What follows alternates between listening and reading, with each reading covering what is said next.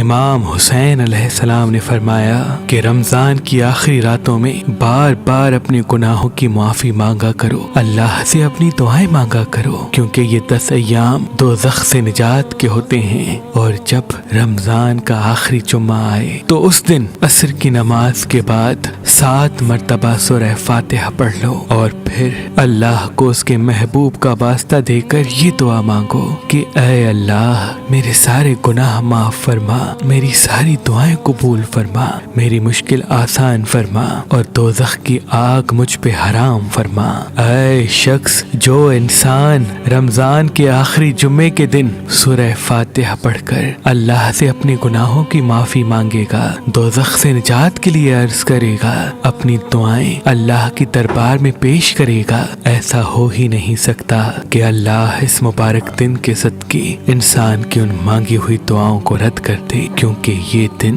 اللہ نے انسانوں کی نجات کے لیے رکھا ہے، اور اس دن مانگی ہوئی دعا اللہ فوراً قبول کر دیتا ہے۔